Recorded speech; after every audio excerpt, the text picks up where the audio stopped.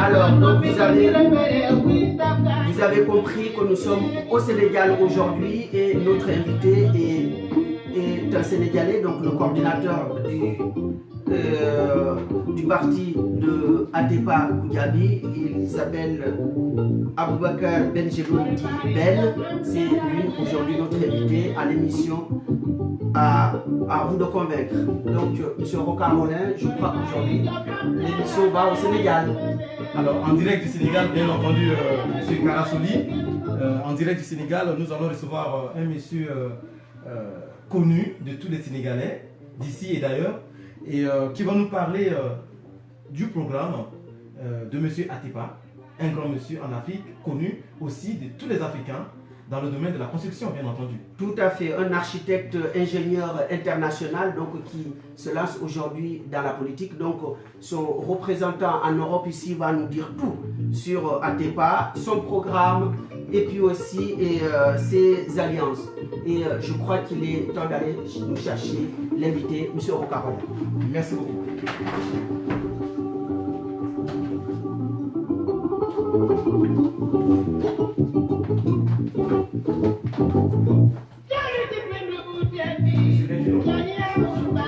Bienvenue dans notre studio. Merci beaucoup. Bonjour. Bonjour. Bonjour.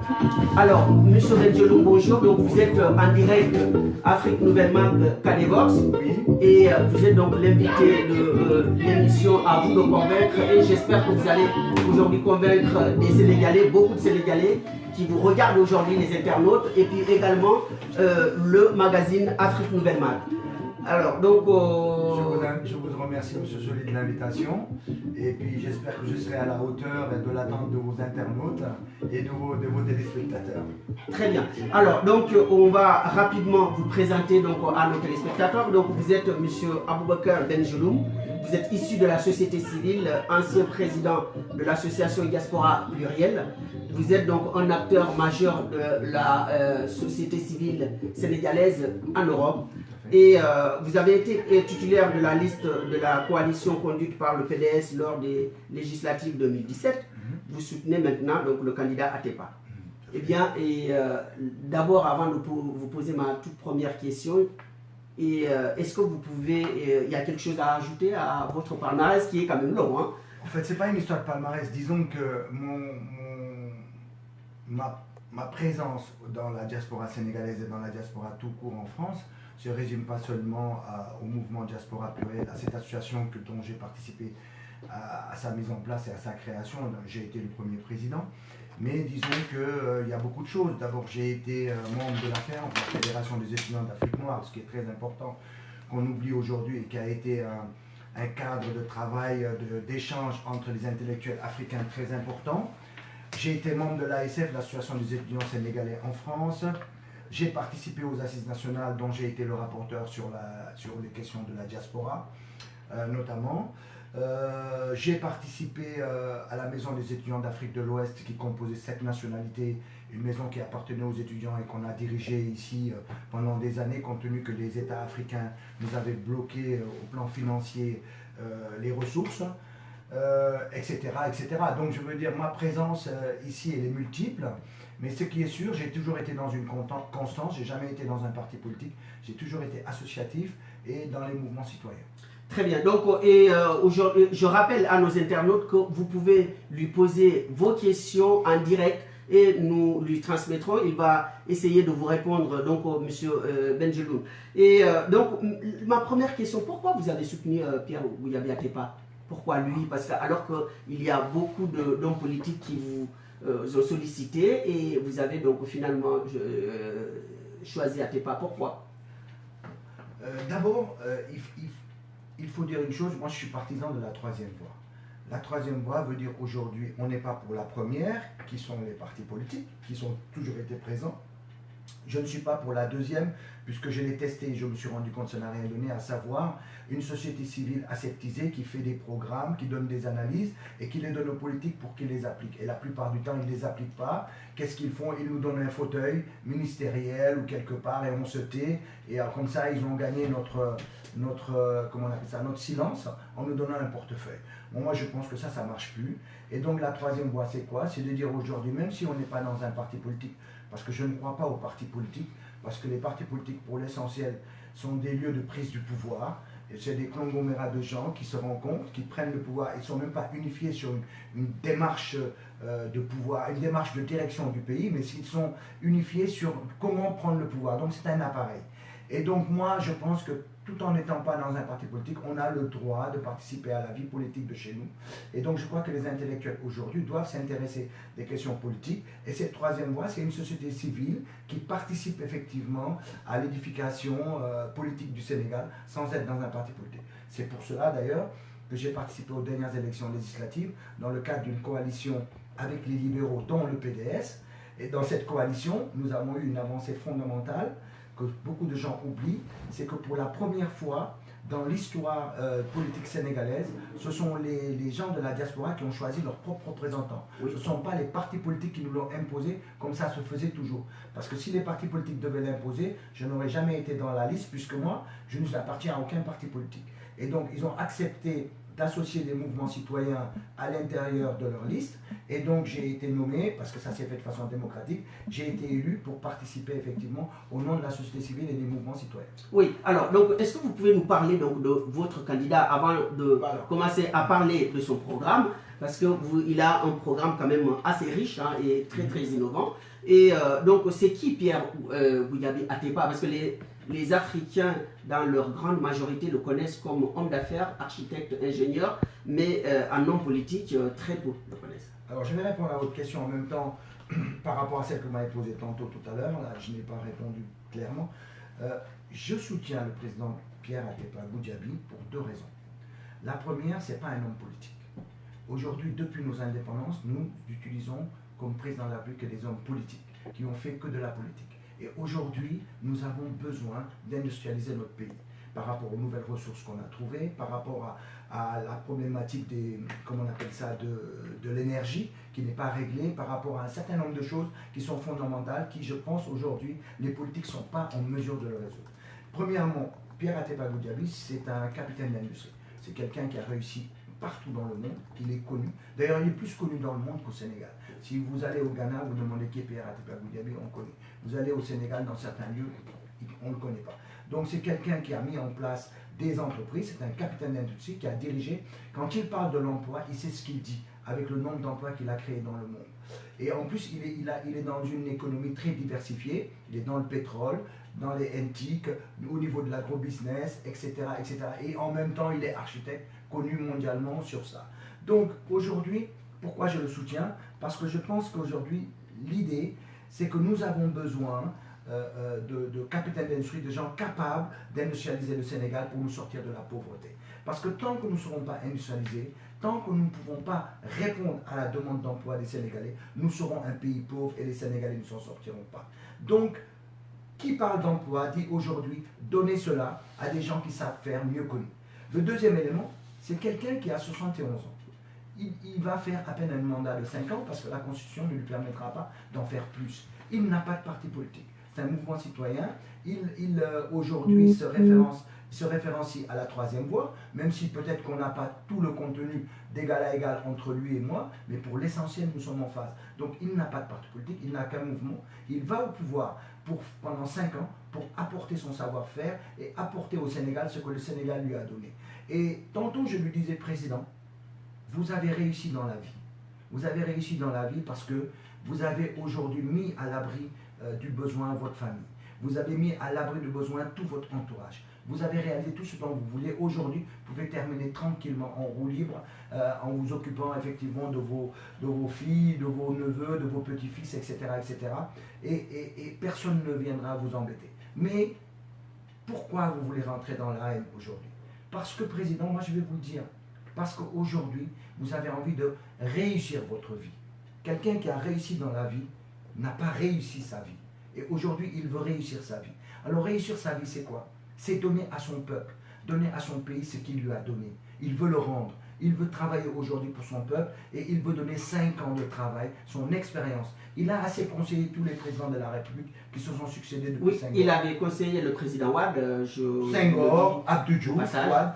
Ouais, exactement. Et aujourd'hui, il a compris que il faut qu'il prenne les rênes. Il ne peut plus rester dans cette position de conseiller parce qu'il a vu que ce qu'il conseillait, il doit aujourd'hui aller au-delà. Mais aujourd'hui, les hommes politiques sont décrédibilisés aux yeux des citoyens. Donc, qu'est-ce qui le différencie d'un homme politique classique? Parce que, vous savez, on les met dans le même panier. Mais ce qui le différencie, c'est simple, c'est qu'aujourd'hui, s'il va au pouvoir, il sait exactement ce qu'il faut faire. Et il va le faire parce qu'il ne va pas le faire dans le sens j'ai besoin de gens, d'entretenir une cour ni quoi que ce soit. Il ne va rien entretenir du tout. Il n'a pas de parti politique. Il n'a pas besoin de s'éterniser. Oui, mais il a besoin quand même d'alliés. Parce qu'il ne faut pas gagner tout seul. Tout à fait. Mais les alliés, il va les avoir dans le rapport à son programme. Regardez, pendant 7 ans, personne dans l'opposition n'a réussi à faire reculer Macky Sall.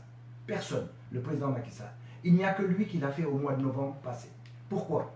Lorsque le président Macky Sall s'est levé un bon jour en nous disant qu'il va vendre notre fer de la Falémé à 60 $ la tonne.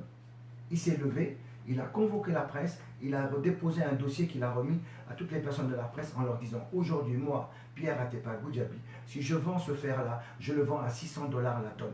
Et si je suis au pouvoir, je vais enrichir ce fer et je le vendrai à 2000 $ la tonne. Le président Macky Sall va y arriver? Bien sûr. Et il a dit, le président Macky Sall, si vous faites ça, c'est un crime pour le Sénégal. Eh bien, le président Macky Sall, qui devait rencontrer les Turcs le lendemain, a reculé.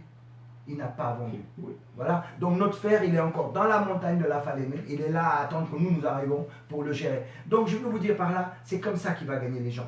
Il va les gagner en leur proposant un programme. Et quand on va le voir, quand on va y venir, vous allez vous rendre compte, on est concret. On est au pouvoir. Dès le lendemain, on commence à travailler. On ne va pas tourner autour du pot pour aller chercher des conseillers qui vont nous dire qu'est-ce qu'on va faire. Non, on est au pouvoir. Dès le lendemain, on va appliquer les choses. Donc, il va rallier parce qu'il est pragmatique, parce qu'il a des choses à faire. Oui, mais il y a d'abord un passage à faire avant d'être d'abord candidat et surtout de gagner. Est-ce qu'il a ses parrainages nécessaires? Évidemment qu'il a ses parrainages nécessaires. On a actuellement 120 000 parrainages, mais c'est un piège. Permettez-moi de faire une parenthèse. Lorsque vous déposez vos parrainages au niveau du Conseil constitutionnel, on nous dit qu'il faut déposer entre 0,8 et 1% du fichier électoral. Oui. Donc ça représente, bon an, mal an, 58 000 à 67 000 personnes. Oui. Mais vous ne pouvez pas dépasser. Vous ne pouvez pas déposer plus. Si vous déposez moins, vous êtes hors concours. Si vous déposez plus, vous êtes hors concours. Vous déposez vos 67 000 et le Conseil constitutionnel va vérifier si vos 67 000 personnes proposées existent dans le fichier électoral et surtout s'il n'y a pas de doublon. Or, qu'a fait Macky Sall? Macky Sall a encore enfreint la loi. Il est venu, il s'est imposé au niveau du constitutionnel pour être le premier déposant. Pourquoi? Parce que comme ça, toutes les personnes qui emmèneront leur voix, on risque d'avoir des doublons par rapport à lui. Mais ce qui est le plus grave et que les gens n'ont pas compris, c'est qu'il y a des zones au Sénégal où il n'y a pas beaucoup d'électeurs. Or, pour avoir le 2000 Sénégalais requis dans chaque région, pour avoir 2000 Sénégalais requis dans chaque région, au moins dans cette région. Dans cette région, oui. Ce sera difficile. Ce sera difficile parce que certaines régions, il n'y a pas beaucoup d'électeurs. Donc, qu'est-ce qu'il va faire?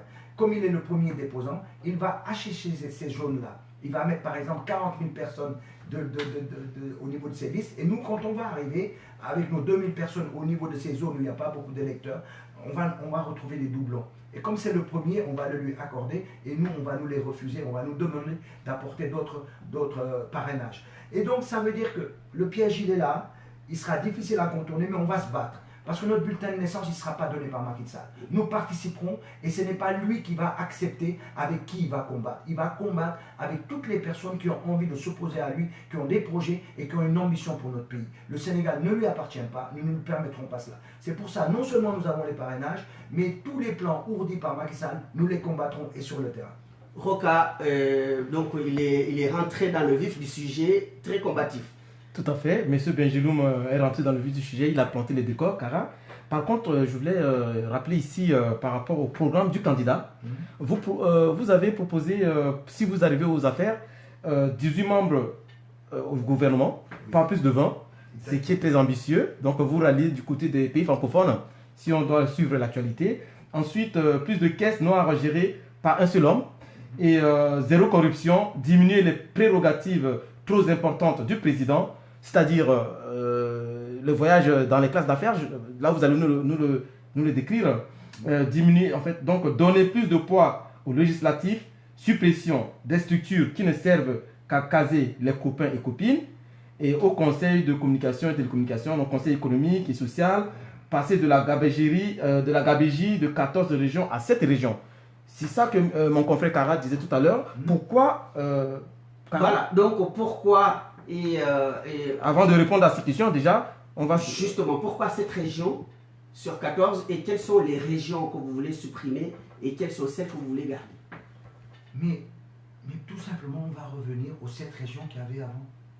Nous avons fait les assises nationales en 2008 jusqu'en 2009, ça a été un consensus de toute l'opposition, de tous les partis politiques. Il n'y a que le PDS à l'époque qui n'a pas voulu y participer, mais ça a été une discussion consensuelle de toutes les parties prenantes au niveau de la vie politique au Sénégal. Tout le monde reconnaît que cette région, c'est une définition exacte de ce qu'il faut pour le Sénégal. C'est qu'il faut simplement, chaque région lui donner sa part économique, lui donner sa part de ce qu'il doit faire, d'apporter pour que le Sénégal, effectivement, puisse se développer. Aujourd'hui, nous emmener à 14 régions, c'est simplement de la gabegie pour placer des gens. Parce que ces gens qui ont emmené Macky Sall au pouvoir, il fallait que Macky Sall leur trouve des strapontins, que ce soit des préfets, des sous-préfets, des choses comme ça, etc. Et ça ne marche pas. On a bien vu que les 14 régions, le Sénégal est toujours dans la pauvreté et ça ne prend pas. Donc nous reviendrons à cette région et à chaque région, on va lui donner une spécificité économique concrète. Mieux même, au plan énergétique, nous allons rendre indépendantes ces régions parce que nous allons mettre en place des centrales thermodynamiques solaires. Ces centrales thermodynamiques solaires vont permettre à chaque région d'avoir sa propre autonomie énergétique. Parce que sans énergie, on ne développe aucun pays. Regardez autour de vous. Regardez quel est le pays qui a pu se développer sans énergie. Sans indépendance énergétique, on ne développe rien du tout. Donc le primat de tout, si on a envie de développer le Sénégal, c'est l'énergie. Or sur cette question, Macky Sall a royalement échoué. Nous avons hérité de la période coloniale de 700 MWh en termes d'énergie. Aujourd'hui, avec Macky Sall, nous en sommes à 820 MW. Ça veut dire, avec tout le tintamarre qu'il a fait, il a rajouté 120 MW avec ses amusements de panneaux solaires. Ce ne sont pas les panneaux solaires qui vont nous faire développer. Tapez n'importe où vous voulez, sur Google, etc. Vous tapez simplement centrale thermodynamique solaire. Vous allez voir tout de suite le Sénégal, c'est une tache tout à fait rouge qui dit qu'on est très bien placé pour pouvoir récupérer cette énergie solaire à moindre coût. Donc aujourd'hui, nous allons permettre à toutes les régions, pendant les 5 ans où nous serons au pouvoir, toutes les régions auront au minimum 2 centrales thermodynamiques solaires. Et chaque centrale te rapporte à elle seule 300 MW, entre 300 et 350 MW. Aujourd'hui, vous regardez au Maroc, ils en sont à la version Nour 2. Nour veut dire lumière en arabe. Ils en sont à l'étape Nour 2. Vous allez au Ghana, vous allez au Zimbabwe, vous allez au Rwanda, vous allez en Éthiopie, vous allez dans tous les pays africains qui se respectent, ils sont dans cette démarche. Et pourtant, ils ne sont pas mieux placés que nous. Vous allez en Espagne, ils ont plus de 400 centrales thermodynamiques solaires. En Italie, ils en ont 200 et quelques. Vous allez aux États-Unis, ils en ont presque 800. Et pourquoi nous, on ne va pas vers ça? Pourquoi le président Macky Sall vient ici pour lever encore 2800 milliards de dettes encore pour le Sénégal? Pourquoi il n'a pas de projet de ce genre? Pour la phase 2. Pourquoi il n'a pas de projet de ce genre? Oui. Si on n'est pas indépendant économiquement au niveau énergétique, si on n'est pas indépendant économiquement, on ne le sera pas. Donc, il faut revenir à cette région. et avec chaque région sa spécificité. Ça, c'est le premier élément. Le deuxième élément, il me disait pourquoi aujourd'hui il faut diminuer les prérogatives du président de la Tout à fait. Mais il faut les diminuer parce que le Sénégal n'est pas une royauté. Vous vous rendez compte, sur les 14 millions de Sénégalais que nous sommes, on se lève un matin, le président Macky Sall a nommé telle personne, telle personne, telle personne. Dans n'importe quel lieu, c'est lui qui décide de tout. Pratiquement, il va décider de la vie et de la mort de tous les Sénégalais. Oui, parce que c'est le régime présidentiel. Oui, mais nous voulons arrêter ça. Nous pensons que de façon démocratique, notre démocratie doit avancer. Elle ne peut plus rester à ce niveau-là. Ça veut dire que si le président de la République a besoin de quelqu'un par rapport à tel ou tel poste, il y a l'Assemblée nationale, il y a d'autres structures qui peuvent discuter entre eux, voir quels sont les Sénégalais possibles et lui donner une liste de 5 ou de 10 Sénégalais et il choisit avec quel Sénégalais il veut travailler. Mais ce n'est pas normal qu'il se réveille un bon matin sous l'influence de sa femme ou autre, il met effectivement le frère de sa femme dans l'hydraulique, il met son petit frère dans le pétrole, il met son cousin ici, il met ses proches ici, il met ses partisans dans toutes les fonctions. Je pense que ça, on doit le dépasser. Le Sénégal, aujourd'hui, regorge d'une pléthore donc, M. Bougabi mettra fin à ce clientélisme. Absolument, absolument. Parce que le mot d'ordre de Pierre Atepa Goudiagui, c'est la compétence. Tu es compétent, tu travailles, tu n'es pas compétent, tu nous excuses. On a autre chose à faire. Nous n'allons pas passer nos week-ends à aller faire des meetings et donner de l'argent aux gens pour leur dire on va vous entretenir. On n'entretiendra personne. Notre objectif, c'est de faire 1 million d'emplois en 5 ans. On va nous juger. Eh bien, justement, nous allons travailler. Sur les 1 million d'emplois donc, en 5 ans, vous Oui. ne croyez pas que c'est trop ambitieux? Et comment vous allez les financer, déjà d'une part, et d'autre part, quelle sera la part du privé et la part du public? C'est ambitieux pour ceux qui ont des lunettes en bois. Il faut se projeter. Il faut avoir une vision lorsqu'on va être président de la République. Le président Pierre Atepa, il a cette vision. Alors nous travaillerons avec lui autour de cette vision. Mais c'est très facile d'avoir 250 000 emplois par an. 250 000 emplois par an en 5 ans, ça te fait 1 million, même plus. Donc, c'est quoi? C'est que simplement aujourd'hui, nous allons industrialiser ce pays. Quand nous prendrons le pouvoir, nous allons déjà mettre des usines pour transformer notre minerai de fer. D'accord? Ces usines vont employer déjà entre 1000 et 1500 personnes. Nous avons le plan de financement de ces usines. Nous savons exactement ce qu'il faut faire, nous savons où il faut les mettre. Et nous savons en combien de temps ils seront mis sur pied au Sénégal, ces usines. Et donc déjà, en arrivant, on sait qu'on va placer déjà, bon an, mal an, entre 5000 à 7000 Sénégalais qui vont trouver un emploi. Nous allons faire la ligne de chemin de fer, puisque nous avons dû faire. Avec les Indiens qui vont nous financer, nous allons faire la ligne Dakar-Kolda. Donc ça sera du boulot pour les Sénégalais. D'accord? Nous allons mettre en place toutes les dérivés, les industries liées aux dérivés du pétrole. Nous allons mettre en place des usines de fabrication de batteries électriques dans des régions précises. Nous allons mettre en place des usines de travail du cuir, qui sont des dérivés du pétrole. Nous allons mettre en place des structures pour travailler sur l'énergie au niveau du gaz. Tout cela va apporter de l'emploi. Seulement, les politiques, comme ils ne savent rien, ils ne savent même pas trouver un emploi pour eux. Effectivement, pour eux, ça leur pose problème que de dire on va ramener 1 million d'emplois. Mais quelqu'un qui a fait que ça, trouver de l'emploi au Sénégal et trouver de l'emploi dans le monde à tout le monde et qui a réussi en tant que capitaine d'industrie, pour lui dire que je vais créer 1 million d'emplois n'est pas un problème. C'est un problème pour ceux qui ont des lunettes en bois. Alors, politiquement, enfin, parce que là, nous sommes dans l'économie et bon, on va y rester. On va rester dans l'économie. Donc, le Sénégal qui a découvert le pétrole, hein, donc c'est surtout le sujet d'actualité en ce moment et au sujet d'empoignade entre l'opposition et le pouvoir. Donc, si Atepa arrive au pouvoir, aux affaires demain, seul ou avec d'autres, et donc, est-ce qu'il va renégocier les contrats ou bien il va complètement les casser pour trouver d'autres? On va casser les contrats. On va casser les contrats. Et le président Atepa aujourd'hui a toute une équipe internationale prête. Parce que c'est ça notre différence avec les autres candidats. C'est que dès que nous arrivons au pouvoir, tout est prêt. On ne va pas les chercher à gauche, à droite. Nous savons les failles de ces contrats. Nous les connaissons, nous allons les casser parce qu'ils ont été bradés. Nos ressources ont été bradées. On ne les casse pas pour les casser. Ils ont été bradés. Regardez, je vous donne un exemple. Quand le président Pierre Atepa a conseillé le président Ouad sur le zircon, un soir, le président l'appelle, Ouad, il dit Monsieur Atepa, j'ai besoin de vous, on va signer tout de suite un contrat sur le zircon, on va signer un contrat à 80 millions. Le zircon de Niafra.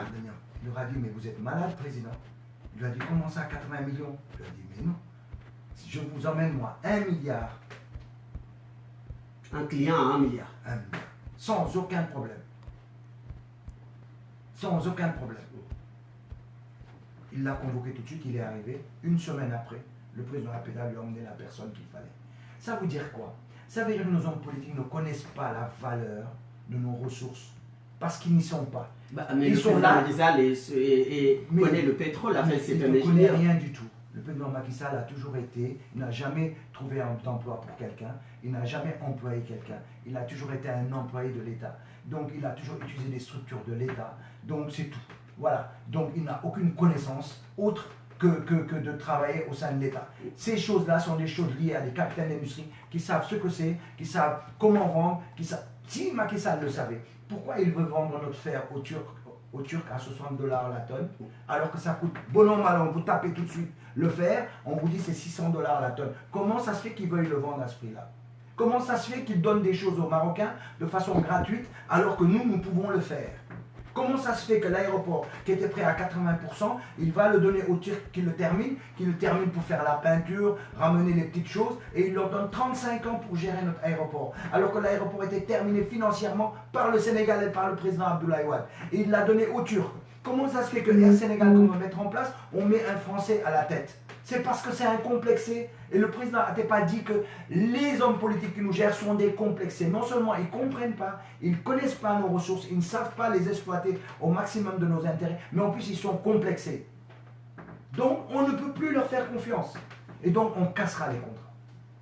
Donc, qui sont, selon vous, les alliés de M. Atepa? Est-ce qu'il y a des alliés, il a des alliés de poids pour pouvoir atteindre son objectif? Et bien sûr, le président Atepa, nous avons une faiblesse, entre autres, parce qu'on n'est pas bon partout. Notre faiblesse, c'est il s'est déclaré assez tard. On ne peut pas se permettre comme ça, à 6 mois des élections, dire hop, j'ai une ambition pour vous, j'ai une ambition pour le pays, je veux. Il aurait dû effectivement se déclarer un peu plus tôt. Mais n'oubliez pas quand même ce livre qu'il a fait, d'accord? Il l'a fait déjà en 2015. Sénégal grec. Là, Sénégal grec, Ensemble le Sénégal. Et il avait fait un autre dans les années 2014. Donc dans sa tête, il voulait effectivement y participer, mais comme il dit, c'est un sacerdoce. Pour les chrétiens, dire que quelque chose est un sacerdoce, c'est très important. Il faut qu'on le prenne au sérieux, parce que c'est un sacrifice suprême. C'est très lourd à porter. Et il a mis 1-2 ans pour pouvoir le porter réellement. Et en plus, c'est la diaspora, c'est les étudiants de la diaspora, c'est les gens de la diaspora qui l'ont contacté, qui sont venus le voir au Sénégal pour lui dire maintenant c'est bon, il faut que tu y ailles, président. Il faut que tu y ailles, si tu veux apporter quelque chose au pays, c'est maintenant ou jamais. Et c'est là qu'il a pris sa décision. Donc, en y allant tard, en n'étant pas très connu, en n'ayant pas le sens politique, le sens du contact avec les gens, parce qu'un capitaine d'industrie, il a autour de lui des gens qui travaillent pour lui, d'accord? Il a des collaborateurs, donc il a l'habitude de commander. Or, en politique, on ne commande pas toujours, on discute, on dialogue. Donc, ce sont ces choses-là qu'on est en train de lui apporter, et il comprend très vite. Quand je l'ai emmené dans le 18e, j'avais du mal à le sortir de chez les tailleurs. Je lui ai dit, président, on rentre. Le premier tailleur qu'on a fait, bon, on a mis un peu de temps. Le deuxième tailleur, il a voulu rester 1 heure de temps. Je lui ai dit, non, président, si on fait comme ça, on passe la journée dans le 18e. Et donc, ça veut dire qu'il a le sens du contact. Vous le mettez en place, emmenez-le seulement, mettez-le en place devant les gens et allez vous coucher. Il va répondre à tout, hein, sans aucun souci. Donc, notre problème, c'est pouvoir faire connaître notre candidat, pouvoir le mettre en contact avec la population. Donc, évidemment, on a besoin d'alliés et on ne va pas à la présidence sans avoir des alliés.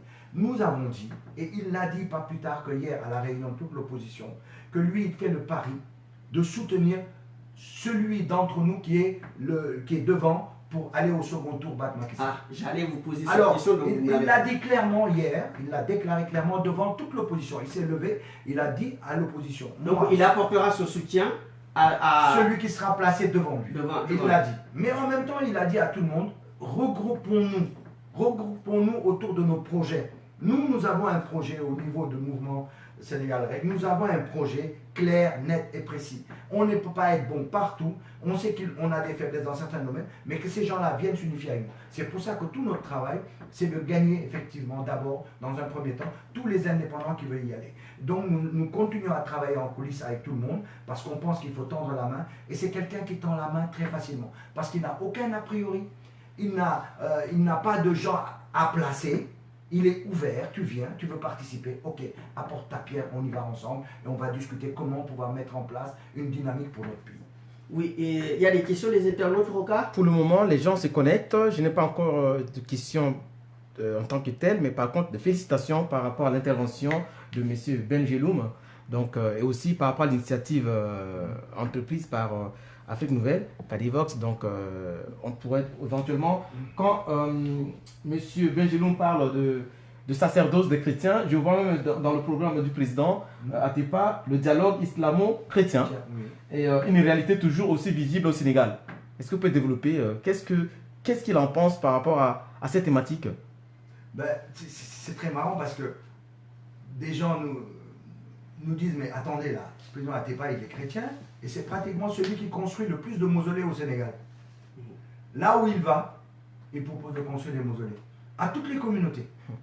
Toutes les communautés. La dernière, tout dernièrement, il a été au niveau de la zone de Tchadiaï, je crois, et il a encore construit. Et quand il dit il construit, il vous dit, il demande effectivement au guide religieux, si vous voulez, je vous le construis. Si le guide religieux dit oui, il lui dit, ça sera prêt le 15 janvier. Effectivement, tu peux être sûr que le 15 janvier, ça sera prêt. En fait, c'est quelqu'un qui est très ouvert. Il a, comment on appelle ça, des beaux-fils qui sont des musulmans. D'accord? Il a des petits-fils qui sont musulmans. Lui, c'est quelqu'un de très croyant. Il va à l'église, il prie, il y croit. Il croit en Dieu. Et c'est une bonne chose pour nous. Et nous, on pense qu'au Sénégal, c'est ça qu'il nous faut. Des personnes qui croient, mais qui font la différence entre croire et œuvrer pour le pays. D'accord? Oui. On n'est pas là pour tromper les gens au travers de la religion. Parce que c'est quelque chose de l'individu. Oui. Ça nous regarde. Comme on dit souvent, la croyance, bon, ça s'éprouve, mais on ne le démontre pas, en fait. Tout à fait. D'accord? C'est quelque chose qu'on éprouve individuellement. Oui, alors, par exemple, donc, M. Benjeloum, la société sénégalaise est très, très fracturée pendant les 7 dernières années de la présidence du président Macky Sall. Donc, c'est très, très tendu au sein de la société sénégalaise. Est-ce que comment le président Atepa, s'il arrive au pouvoir, comment il va faire pour recoller ces morceaux, surtout cette fracture entre les communautés? Mais pour recoller les morceaux, c'est très simple. C'est permettre à tout le monde de s'exprimer. Le président Macky Sall, il a marché sur notre constitution. Il a foulé du pied notre code électoral. Et il le fait continuellement. Et c'est quelqu'un qui marche sur la ligne jaune en termes de communautarisme. Et ça, c'est très grave. Mais personne ne le suivra dessus. En tout cas, nous n'allons pas le suivre. Mais ce qui est sûr au Sénégal, si tu viens dans ce pays et que fondamentalement, tu trouves de l'emploi aux Sénégalais, tu mets tout le monde dans une dynamique positive. Les Sénégalais sont fatigués. Nous sommes un pays pauvre. C'est quoi la pauvreté? La pauvreté, c'est quoi, si on veut la définir? Mais c'est quelqu'un qui ne peut pas se vêtir. C'est quelqu'un qui ne peut pas avoir une santé. C'est quelqu'un qui ne peut pas avoir une famille. C'est quelqu'un qui ne peut pas permettre de nourrir ses enfants. C'est quelqu'un qui, sur toutes les questions, n'a rien. Et tu ne lui permets pas d'avoir quelque chose. Donc, on sera toujours avec une extrême pauvreté au Sénégal si on ne trouve pas de l'emploi.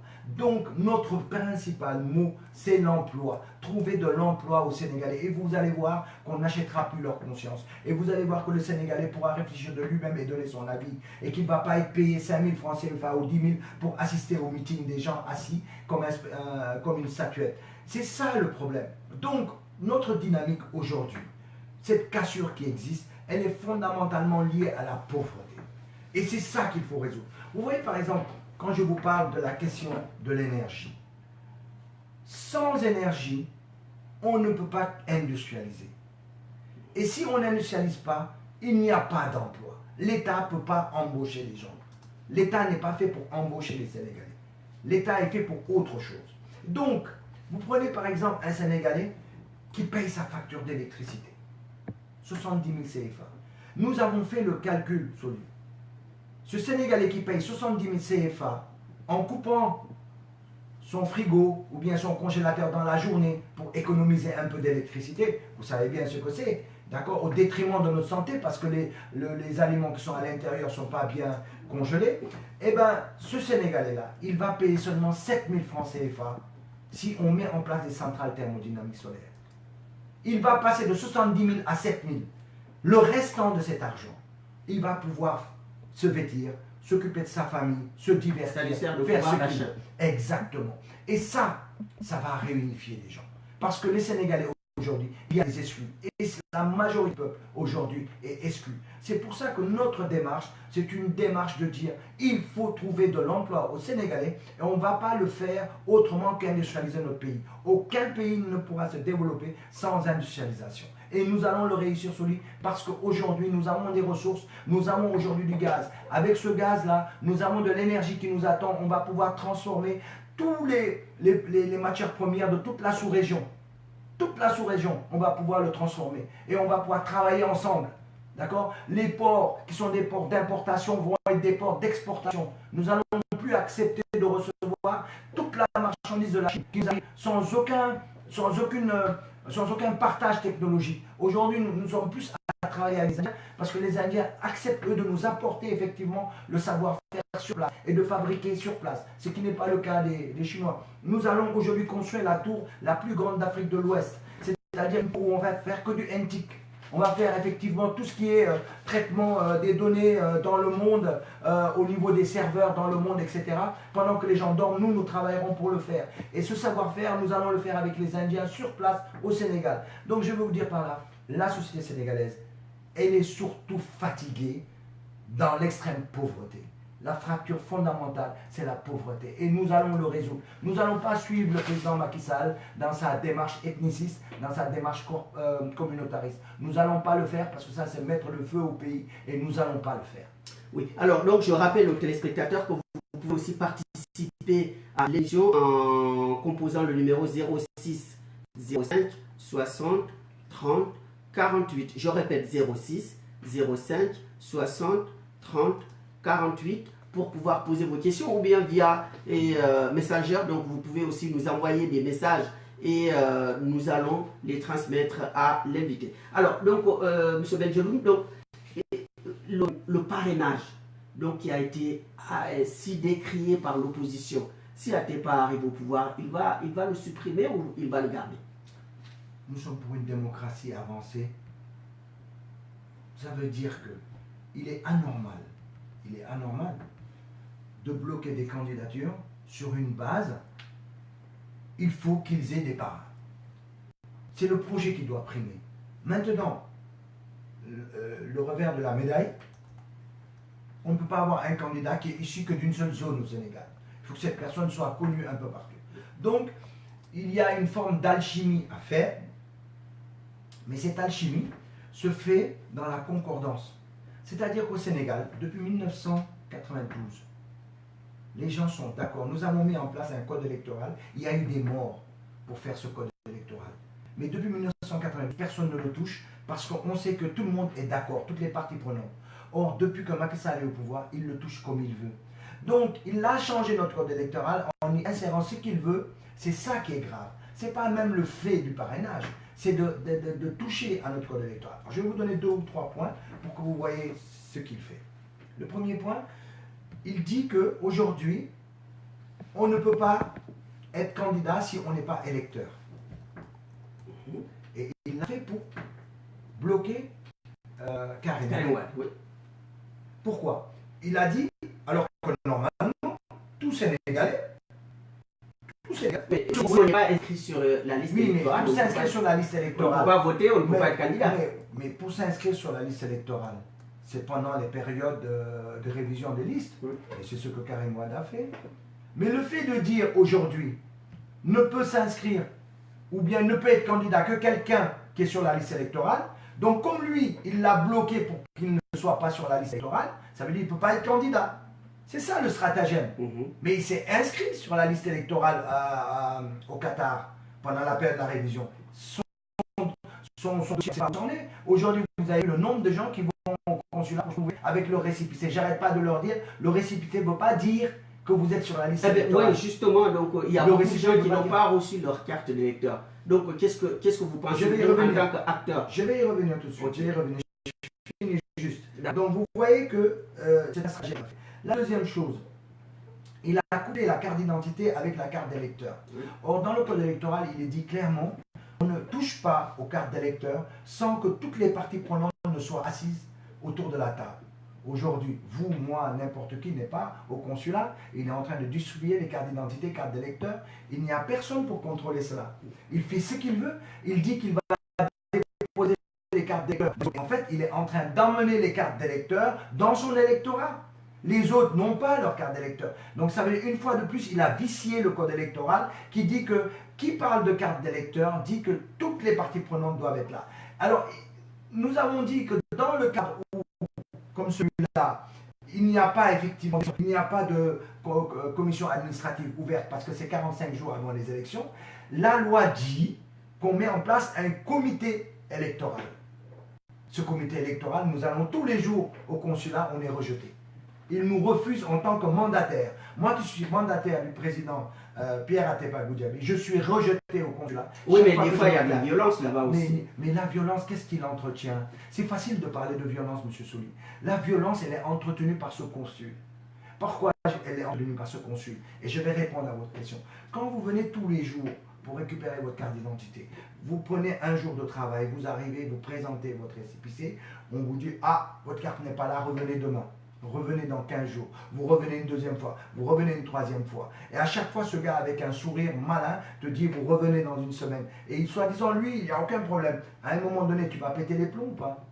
Quand tu vas péter les plombs, on va dire non, mais c'est toi le violent, c'est toi l'impoli, c'est toi qui crée le bordel ici. Mais en fait, c'est eux qui l'entretiennent. Pourquoi? Parce que quand tu viens avec ton récépissé, ils ont le fichier électoral.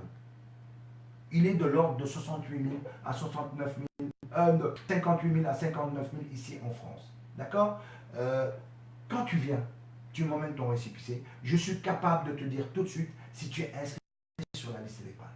Si tu ne l'es pas, je vais te dire, moi, tu n'es pas inscrit, je ne sais pas pourquoi, parce que moi je suis un intermédiaire, c'est au Sénégal que ça se décide, les dossiers on les envoie au Sénégal, c'est au Sénégal c'est traité, donc on verra ça après, mais pour l'instant tu n'es pas inscrit. Ou bien tu es inscrit, voilà ton bureau de vote, tu peux être sûr que tu pourras voter en 2019, maintenant ta carte n'est pas encore arrivée.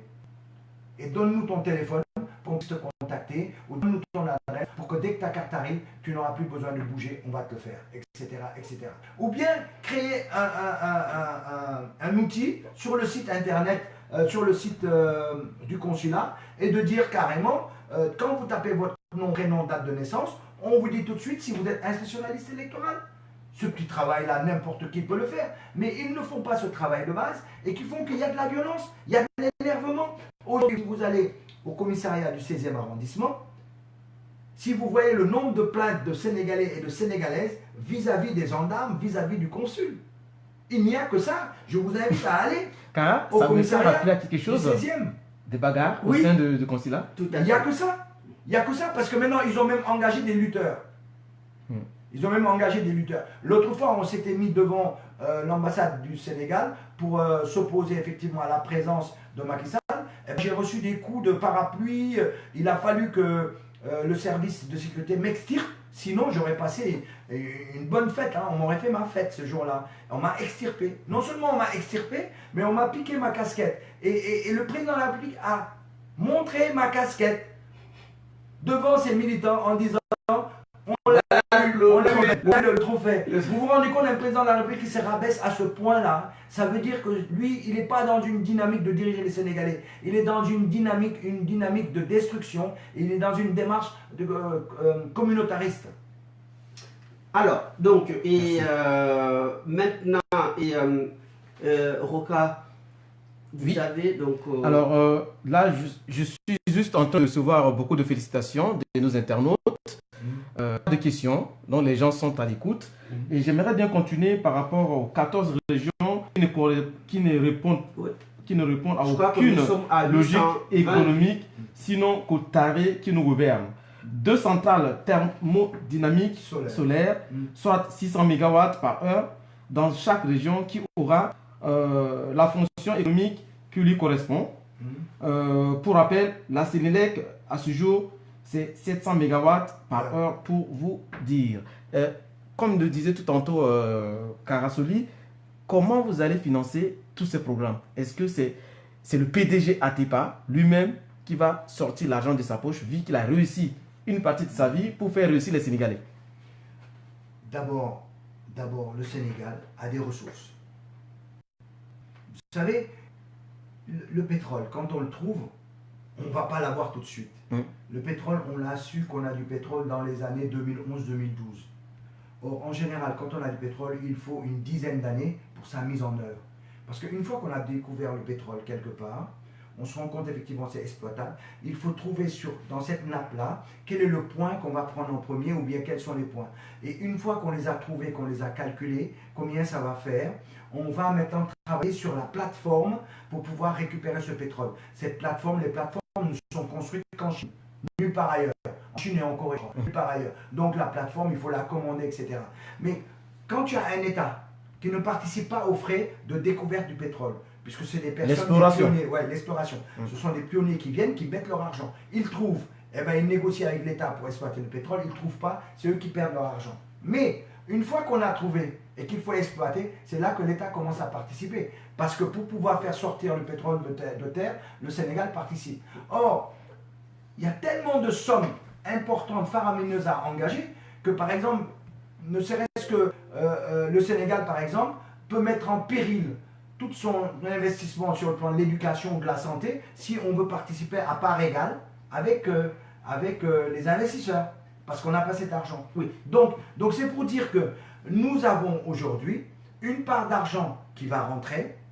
De par le pétrole, la première goutte devrait sortir aux alentours de 2021. C'est pour ça qu'aujourd'hui Macky Sall est soutenu par une oligarchie, est soutenu par des gens très très riches et qui sont prêts à tout lui donner pour qu'il reste au pouvoir, pour garder leurs contrats, parce que ces contrats ne sont pas favorables, ne nous sont pas favorables. Donc aujourd'hui, c'est pour vous dire que nous avons des richesses, aussi bien au plan du pétrole, du gaz. On a trouvé la ressource de gaz la plus importante dans les 20 prochaines années au Sénégal, le gaz. Et on a du gaz. Or, vous savez très bien que là, c'est très important comme source d'énergie. D'accord? Et surtout par rapport au lieu où on l'a trouvé, pour mettre en place des aqueducs pour le transférer, c'est très facile. Même le Qatar est intéressé pour récupérer le gaz. Il n'y a aucun souci pour vendre nos ressources. Le troisième lieu, nous avons des minerais. D'accord? Les fers de la Falémé. Nous avons aujourd'hui beaucoup de richesses au plan du sol que nous pouvons travailler. Mais tout ça se négocie. Il faut ce que j'appelle des capitaines d'industrie, des gens qui ont l'habitude de travailler sur ces questions-là, qui ne sont pas des vendeurs à la sauvette, c'est des gens qui comprennent ce qu'ils vendent. Or, aujourd'hui, vous prenez quelqu'un comme Macky Sall, il ne sait pas ce qu'est le minerai de fer. Il sait ce que ses conseillers veulent bien lui dire, il n'en sait rien d'autre. Alors quand quelqu'un vient l'acheter, il lui dit combien. Un autre va venir, il va lui dire combien. Il ne sait même pas ce qu'il vend. Or, aujourd'hui, donnons le Sénégal à des gens qui savent ce que nous avons, ce que le bon Dieu nous a laissé, pour que pouvoir effectivement l'exploiter au maximum dans notre intérêt. Donc, nous avons aujourd'hui la possibilité d'être solvables et de pouvoir lever des fonds. Mieux même, quand vous allez lever des fonds pour mettre en place une centrale thermodynamique, eh bien, je peux vous dire que vous êtes financé. Parce que quelque part, c'est une centrale, elle est propre, ça rentre dans le cadre de l'écologie propre. Et deuxièmement, c'est l'énergie gratuite qui favorise effectivement le développement. Or, les plus grands bailleurs de fonds, quand tu présentes des dossiers qui favorisent le développement, effectivement, ils te le permettent. Et c'est ça, c'est pas de la gabégie, parce que c'est concret. Donc, nous, aujourd'hui, nous pourrons lever des fonds. Vous nous parlez de comment on va faire. Mais rien que les usines de minerai de fer, nous avons déjà négocié ça, nous avons le financement qui est prêt. Nous n'allons pas dire c'est comment, machin.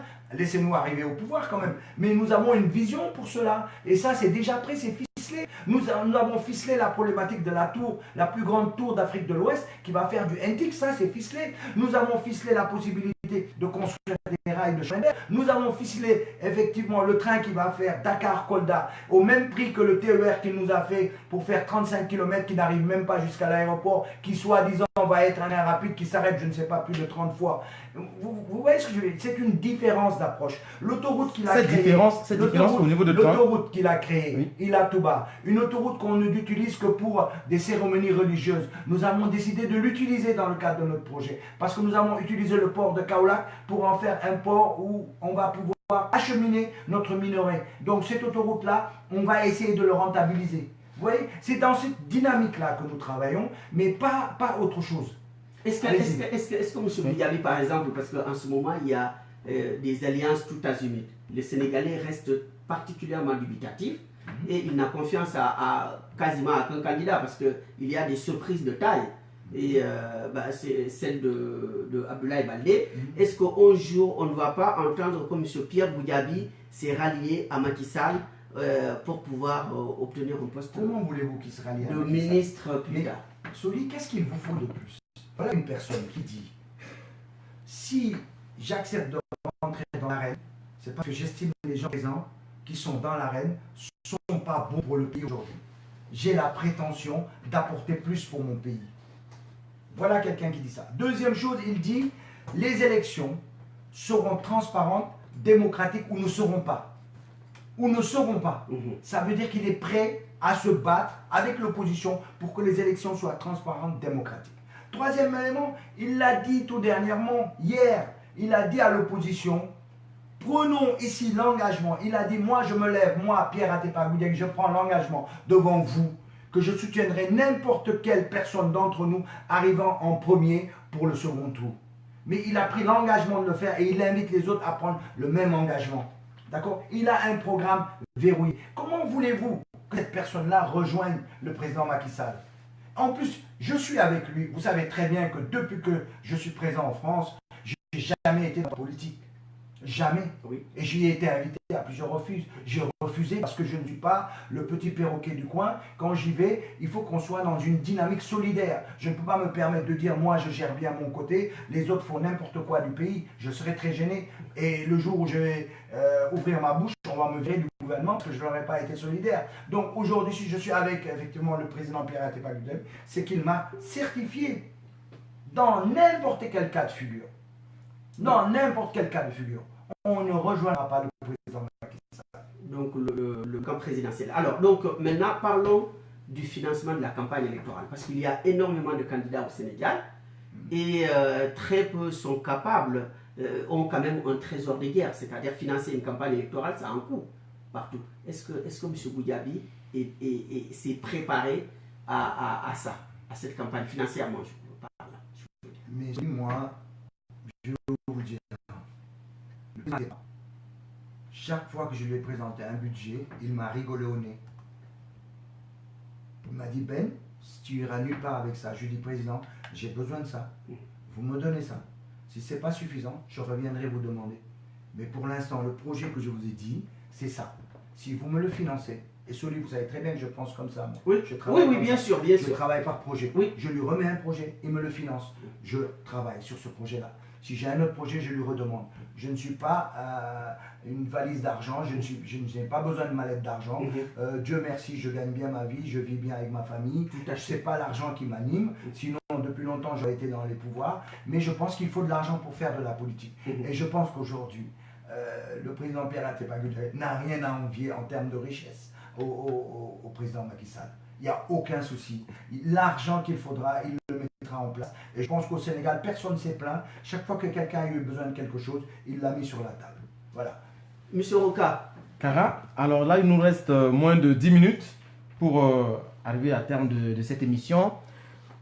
Qui est des gens qui se connaissent. Beaucoup de Sénégalais vous suivent d'ici et d'ailleurs. Instantanément, donc je vois et 138 instantanés, voilà. 820 et vues voilà. qui sont réguliers, qui regardent. Qui voilà. Regardent actuellement. En même temps, et donc je pense qu'aujourd'hui, vos propos, votre intervention suscite beaucoup d'enthousiasme et puis beaucoup d'intérêt. Et donc maintenant, pour la campagne proprement dite, oui. Et est-ce que le candidat Atepa a commencé à sillonner le Sénégal?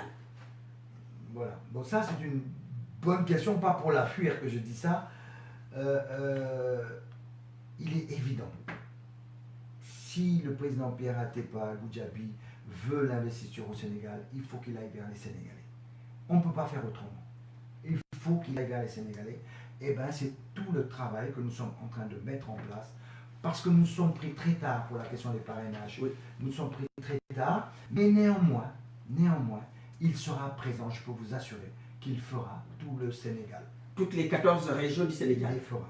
Il les fera et il sera vu par les Sénégalais. Et la diaspora, les endroits où il y a beaucoup de Sénégalais, parce que vous êtes en charge de l'Europe, hein, il faut le savoir. Donc, il y a une forte communauté sénégalaise aussi dans d'autres pays d'Afrique, comme la Côte d'Ivoire, le Gabon, etc.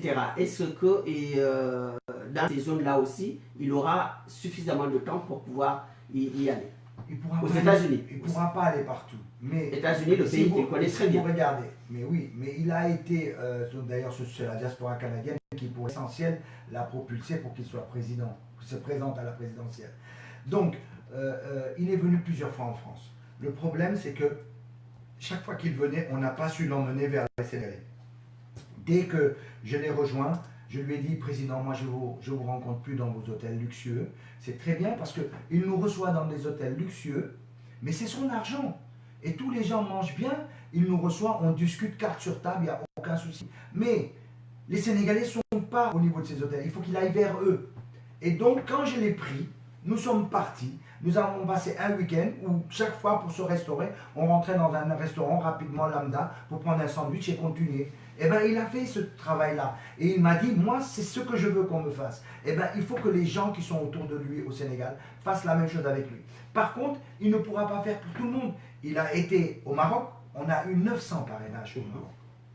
D'accord? Il a été en Gambie, on a eu presque 800 quelques parrainages. Aujourd'hui, en France, nous sommes très bien placés, malgré qu'on est parti de très loin. J'aimerais bien voir les parrainages des gens comparés aux nôtres. Je ne vais pas donner le nom parce que c'est facile, mais moi je les ai. Mais je suis prêt, moi, à mettre le nombre de parrainages que nous avons ici, malgré que nous sommes partis ici pour les parrainages, pratiquement en fin septembre, début octobre. D'accord? Donc on a raclé les fonds de tiroir et je peux vous assurer qu'on en a. Donc je veux dire par là, il ne peut pas aller partout, mais en même temps, il faut qu'il se concentre au Sénégal. Parce qu'un homme d'entreprise qui est tout le temps dehors, s'il fait sa campagne maintenant dehors, ce n'est pas une bonne image, ce n'est pas une bonne chose, même pour nous. Il faut qu'il reste au Sénégal et il faut qu'il sillonne les régions. Je ne sais pas s'il doit venir ici ou pas, mais moi, je ferai partie de ceux qui vont tout faire, reste au Sénégal. Parce que c'est au Sénégal que se passent les choses, dans la diaspora. On le connaît, ou bien ici, nous ferons le job. Nous ferons le job en Europe. Les amis qui sont aux États-Unis, dans les continents américains, feront le job. Nous devons faire le job nous-mêmes, propulser le discours, faire des rencontres, expliquer, quitte même à faire des visioconférences. On a l'argent pour, on est capable de le faire. Dans une rencontre, on se met, on réunit tout le monde et le président Atepa vous parle, recueille vos questions, répond à vous. Ça peut se faire. Ce n'est pas un souci. Mais je préfère qu'il soit au Sénégal. Oui. Alors, donc, il y a deux grands partis qui ont été disqualifiés, du moins deux grandes personnalités, Karim Wade et Khalifa Sall. Donc, quel mot ou quelle démarche... Pourquoi disqualifiés? Enfin, qui n'ont pas été autorisés à se présenter par Macky Sall. Hein. Par ma présence? Oui. Non, à mon avis, non. Le Conseil constitutionnel n'a encore rien dit. Oui, mais c'est... C'est le ministre de l'Intérieur. Voilà, mais c'est ce qui se... dit des choses. Mais le ministre de l'Intérieur, Soli, on sait depuis le début, quand il a pris ses fonctions, c'est un scandale. Il a pris ses fonctions le jour même, il a dit, je remercie le président Macky Sall de m'avoir nommé ministre de l'Intérieur, je vais travailler pour lui, pour que tous ses électeurs retrouvent leur carte d'identité. Vous vous rendez compte? Il ne travaille pas pour le peuple, il travaille pour Macky Sall. Donc cette personne-là vient te dire aujourd'hui que Karim Wade est hors course, que Khalifa Sall ne va pas participer. Mais il est dans sa logique. Il est dans la droite ligne de sa logique. Nous n'allons pas le suivre. Et je vous ai dit tantôt... Et vous, quel discours vous mettez en place pour pouvoir sensibiliser ces électeurs, donc les électeurs PDS, que vous connaissez très bien, et les électeurs de Khalifa Sall, pour pouvoir les fédérer, les adhérer à... Tout se passera dans la mobilisation. Vous savez, il y a un calcul qu'il ne faut pas faire en politique. C'est de vouloir vivre au dos des autres, sur le dos des autres. Ça ne marche pas. L'histoire l'a démontré. Si vous croyez qu'aujourd'hui, nous, on va se satisfaire, que quand Karim Wade va soi-disant être éliminé, Khalifa Sall va être éliminé, on croit que la voie sera royale pour nous.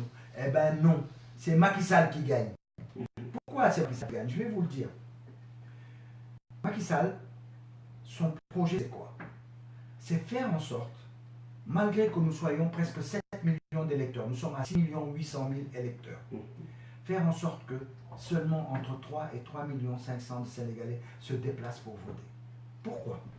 Parce que si 3,5 millions de Sénégalais se déplacent pour voter, ils gagnent toutes les élections au Sénégal. Toutes les élections, ce n'est pas la peine de penser quoi que ce soit, ils gagnent. Pourquoi? Parce que quand Macky Sall est venu au pouvoir, au premier tour, il avait 25%. C'est pour ça qu'il nous a battus, nous les candidats des assises nationales, parce qu'on était divisés en deux camps. Et ironie de l'histoire, un camp dirigé par Tanor, l'autre camp dirigé par Niasse, qui ont été le rejoindre, pour vous dire. Oui. Et ces deux camps-là, chacun, l'un a fait 18, l'autre a fait, je crois, 14 ou 13 et quelques. Donc, si on avait cumulé nos deux, on passait devant Macky Sall, et c'est nous qui aurions été au second tour contre Abdoulaye Wade. Donc, il a gagné avec 25% de voix, puisque nous avons été obligés de le soutenir, puisque nous, le deuxième était à 18%. Nous l'avons soutenu au second tour, il est passé à 63%.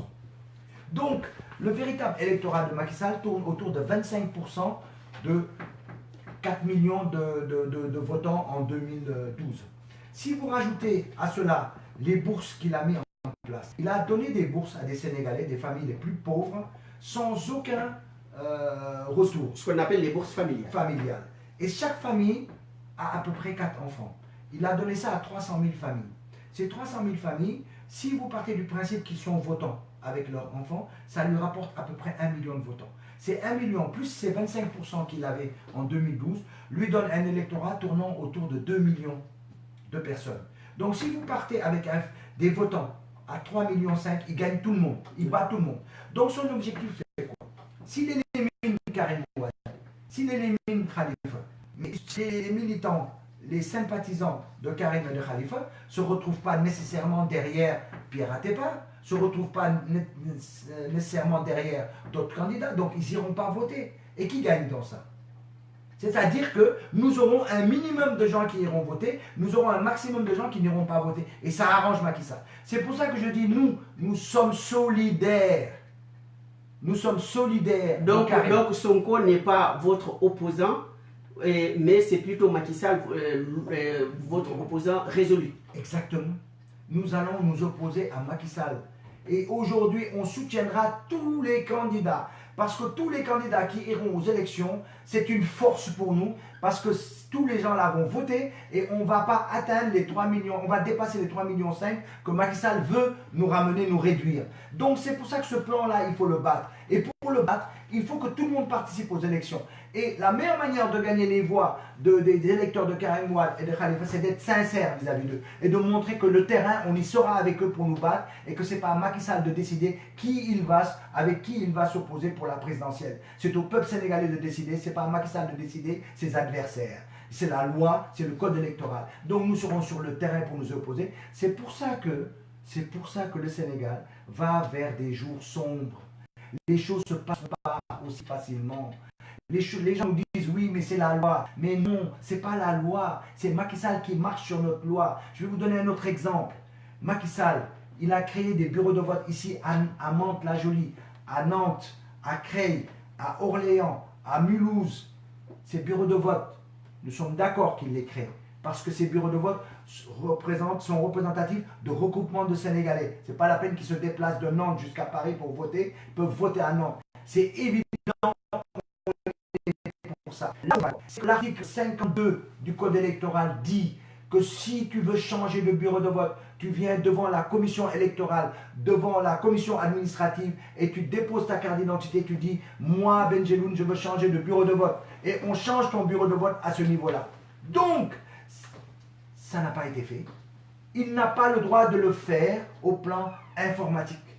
Il a forcé le système informatique pour déplacer effectivement les gens dans les différents bureaux de vote. Quand tu habites le 78, tu es automatiquement transféré dans le bureau de vote de Mantes-la-Jolie. Ce n'est pas normal, il marche sur notre code électoral. Et ça, nous allons le combattre. Mais comment voulez-vous combattre un État? Comment voulez-vous combattre un voyou qui fait des choses comme ça? Vous ne pouvez rien faire. Nous aujourd'hui, on combat pour la démocratie, mais on a nos limites dans notre combat. Aujourd'hui, il a fait ce qu'il a voulu. Aujourd'hui, par exemple, quelqu'un qui habite dans le 78, qui voulait continuer à voter à Paris, il va se retrouver qu'il doit voter à Mantes. Mieux même, il doit aller récupérer sa nouvelle carte d'identité, sinon il ne votera pas. Ça veut dire, au soir du 31 juillet 2017, 19 700 Sénégalais n'avaient pas voté dans la région parisienne. 19 700 Sénégalais sur 38 500 voix. Élection législative. Oui, Soli, vous étiez candidat. Oui. Il y avait eu 19 700 Sénégalais que leur carte d'identité était encore au consulat. Vous m'avez dit vous-même qu'il y a eu des électeurs de vous qui n'avaient pas leur carte. Notre confrère politique journaliste. Il y avait 19 700 cartes au consulat. Oui. Aujourd'hui, nous nous sommes battus pour dire plus jamais ça. Nous nous sommes battus et au mois de février, il ne restait plus que 3500 cartes solides. Parce que depuis le 1er août, le lendemain des élections, j'ai dit aux gens, nous allons nous battre pour que les Sénégalais récupèrent leur carte. Nous avons fait ce travail-là. Nous avons pris des jours et des jours. Nous avons fait ce travail. Et bien, il ne restait plus que 3000 cartes au niveau du consulat non distribuées. Maintenant, il a refait 13 800 cartes. Oui. Ces 13 800 cartes, c'est les gens qui avaient déjà leur carte et qui devaient voter à Paris. Ces personnes-là devront revenir reprendre leur nouvelle carte, sinon ils ne voteront pas. Donc voilà l'attitude de Macky Sall. Parce que quelqu'un qui vient voter à Paris, on lui dit que tu vas aller voter à Mende parce que maintenant c'est à Mende que tu votes. Mais il n'ira pas. Et qui gagne? C'est Macky. Parce que son électorat est informé et nous, le nôtre, n'est pas informé. Donc c'est pour vous dire, c'est un voyou de la République. Et avec un voyou de la République, c'est le terrain, c'est le combat du terrain, c'est le macadam. Nous ne sommes pas des pestiférés. Moi, j'ai autre chose à faire que d'être dans le froid en train de crier. Hein. Quand je sors de mon boulot, j'ai autre chose à faire. Mais je vais le faire parce que c'est la démocratie. Et la démocratie demande à ce que nous soyons dehors. Eh bien, on sera dehors. Oui. Est-ce que vous, personnellement, en tant que citoyen, vous êtes inquiet, comme beaucoup de Sénégalais aujourd'hui, de l'issue de ces élections, parce qu'il y a beaucoup de tensions, qu'il n'y ait pas de risque de guerre civile, si le mot n'est pas fort? La tension, elle est palpable, vous l'avez dit vous-même. Macky Sall n'est pas du genre à reculer. Je vous ai dit, il n'y a qu'une seule personne qui l'a fait reculer en 7 ans, c'est le président Atepa sur le dossier du fer à Falémé. Donc je ne m'attends pas à ce qu'il recule. Il est en train de se préparer au niveau répressif. Il est en train de préparer effectivement la police, la gendarmerie, etc. Le peuple aura toujours le dernier mot. La question que je me pose, c'est est-ce que le peuple sera prêt à faire ce sacrifice de terrain-là? Parce que personne n'a envie de se faire tabasser, personne n'a envie de recevoir des bombes lacrymogènes, personne n'a envie de se faire tuer. Mais est-ce que le peuple sénégalais voudra se mettre dans la rue, comme il s'est mis dans la rue, effectivement, le 23 au niveau de, par rapport à Abdoulaye Wade, le 23 juin. Donc, la question c'est simple. Tout, la clé est au niveau du peuple. Moi, je ne détiens pas la clé, mais mon sentiment premier, c'est qu'ils seront présents sur le terrain. Parce que moi, présentement, je pense qu'il faut les faire. Il ne faut pas laisser Macky Sall marcher sur notre code électoral, faire ce qu'il veut et qu'on le regarde. Il faut qu'on s'oppose à lui. C'est un petit dictateur en herbe. Alors, donc, nous allons donc arriver au terme de cette émission. Vous voyez que le compteur augmente 144 discussions instantanées. Je pense que vous avez quand même pu convaincre les Sénégalais. Les gens sont intéressés à ce que vous dites. Vous êtes un homme énergique, très énergique, charismatique même. Et je pense que nous aurons encore l'occasion de vous réinviter pour pouvoir, dans l'avenir, encore parler de votre candidat. En tout cas, on vous remercie beaucoup. Car il ne faut pas oublier que notre invité nous a amené quelques idées mentionnées sur... Voilà, pour les affiches, voilà, donc, du candidat Atepa. Donc maintenant, ce que nous allons vous demander, comme d'habitude qu'on fait à tous nos invités, c'est d'abord de vous adresser directement donc, aux Sénégalais, aux internautes, comme ça pour conclure, pour leur dire et l'intérêt qu'ils ont pour voter pour Pierre Goudiaby Atepa et que vous leur laissez les coordonnées, s'ils ont besoin de vous rejoindre, bien évidemment, comment ils peuvent vous rejoindre. Voilà. Okay. À vous. Alors, je dis d'abord bonjour à tous les amis internautes qui nous ont suivi l'émission, d'une part. Et deuxièmement, j'engage vraiment la communauté sénégalaise à se battre parce qu'aujourd'hui, nous devons faire face à un consul. Si on dit par exemple que le consul du Sénégal, du Sénégal à Paris, son frère est consul du Sénégal aux États-Unis et son grand frère ministre. On a l'impression qu'ils viennent tous d'une même maison à Matam et que c'est cette maison qui va diriger le Sénégal. C'est-à-dire qu'on a l'impression que les compétences des Sénégalais se situent à ce niveau-là. Donc si vous avez envie que ça change, si vous avez envie de donner la chance à tous les Sénégalais, nos enfants ne sont pas meilleurs que les enfants de Macky Sall, mais ces enfants ne sont pas meilleurs que les nôtres. Vous regardez par exemple au niveau du consulat. Lorsqu'on cherche à changer de poste, tout de suite, quand quelqu'un libère un poste, on va prendre le poste de quelqu'un qui est lié à l'APR, qui est lié à la famille du consul. Donc, je veux dire par là, on a bien vu que c'est un État partisan. L'APR, aujourd'hui, c'est l'État APR auquel nous faisons face. Quelles que soient vos idées, quelle que soit votre conviction, aujourd'hui, le Sénégal a besoin d'être industrialisé. Il a besoin d'être développé. On ne peut pas se développer sans industrie. On ne peut pas se développer sans avoir une indépendance énergétique. On ne peut pas se développer aujourd'hui sans trouver du travail pour les Sénégalais. Ça, il faut que vous fassiez bien attention. Le Sénégal est à un tournant. Si nous ratons ce tournant, pour nous, c'est fini. Pour nous, je pense qu'on est au bout du rouleau. Mais pour nos enfants, nos petits-enfants, pour ceux qui viendront de l'ex-Sénégal à toute cette génération, eh bien, ils nous en voudront, ils nous feront notre bilan dans l'histoire. Donc réfléchissez bien. Aujourd'hui, il ne faut pas encore le léguer à des politiques. Ce n'est pas que je sois contre les politiques, mais je pense que pour cette mandature-là, il faut le donner à des personnes qui savent faire, à des personnes qui vont être capables de nous développer. Vous savez, moi, mon ADN, ce n'est pas Pierre Atepa Goudiaby. Moi, je suis plutôt quelqu'un de gauche et beaucoup de gens s'étonnent pourquoi je soutiens Pierre Atepa. Je le soutiens parce que c'est le candidat aujourd'hui incontournable. Il faut par contre que moi, j'essaye de lui apporter ce qu'il n'a pas. J'essaye pied à pied de discuter avec lui en lui disant « Pierre, il faut que vous vous développez sur telle idée, il faut qu'au plan social, ceci, cela, etc. » Encore qu'il a fait plein de choses au plan social. Mais pour vous dire, choisissez la bonne personne. La bonne personne, c'est celui qui est capable de diriger le bateau du Sénégal. Et diriger le bateau du Sénégal aujourd'hui, dans une situation où on doit effectivement fructifier nos ressources, faire en sorte que ça nous soit le plus avantageusement négocié possible, il faut le faire avec des capitaines d'industrie. Le capitaine d'industrie que je vous propose aujourd'hui, c'est Pierre Atepa Goudiaby. C'est vrai, vous ne le connaissez pas peut-être, c'est vrai que c'est quelqu'un qui a beaucoup travaillé à l'extérieur, mais aujourd'hui, il a envie de réussir sa vie, comme je vous disais tantôt. Il a envie de donner effectivement ces dernières années que le bon Dieu va lui laisser. Il a envie effectivement de pouvoir le donner au Sénégal et de nous montrer la voie et de nous développer quelque chose. Il ne crée pas de parti politique. Dans 5 ans, il nous remet les clés. Il n'est pas là pour mettre en place sa fille, sa famille ou quelqu'un d'autre. Il est là pour mettre le Sénégal sur des rails. Il a des projets précis. Dès qu'il rentre au pouvoir, le 25 au matin, il sera au travail parce que son équipe est prête, parce que les projets sont là, ils sont préfinancés et l'idée, elle est là. Voilà. Très bien, donc aussi, voilà, M. Goudiaby a écrit ce livre. Si vous souhaitez avoir ce livre, comment on peut faire, Ben, d'ailleurs? Il passe par moi, c'est-à-dire qu'actuellement, on peut l'avoir à la FNAC, sur Amazon, je crois. Mais sinon, ils prennent mon contact. Alors, mon contact, c'est simple. Vous pouvez m'avoir sur mon numéro de téléphone 06 07 51 66 13. 06 07 51 66 13, ou bien vous allez carrément sur le site du président Pierre Atepa Goudiaby, ou bien sur nos pages Facebook qui existent. Vous tapez Pierre Atepa Goudiaby, vous verrez nos pages Facebook et les sites qui sont dédiés effectivement à la candidature du président. Et vous pouvez effectivement m'interpeller ou bien m'envoyer un message chaque fois que vous le souhaitez.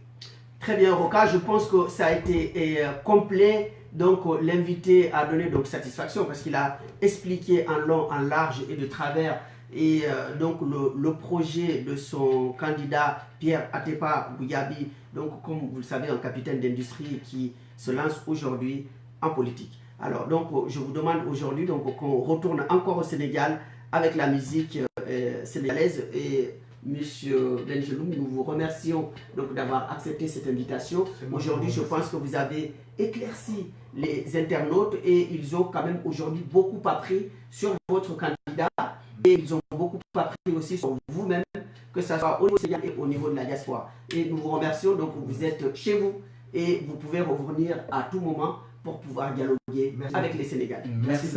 Merci beaucoup à notre invité Kara et merci pour l'animation. La présentation du magazine à ce niveau tu as l'habitude de le faire. Et nous remercions M. Aboubakar Benjeloum d'avoir accepté cette invitation et nous espérons le revoir bien avant les élections au Sénégal très bientôt. Merci. Merci.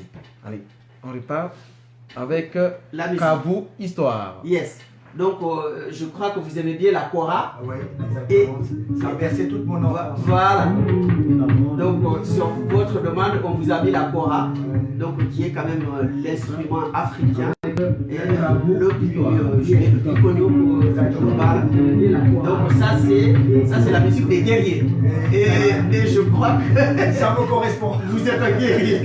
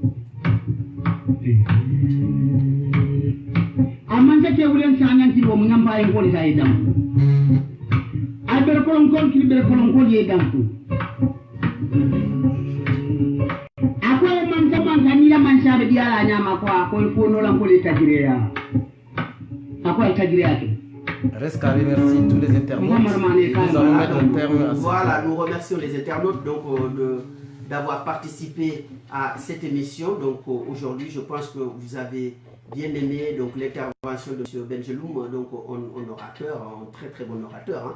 Et j'espère que nous allons vous retrouver le samedi prochain pour nos prochains invités que nous allons vous dévoiler, en tout cas, dans la semaine. Merci Merci beaucoup, M. Soli. Merci beaucoup.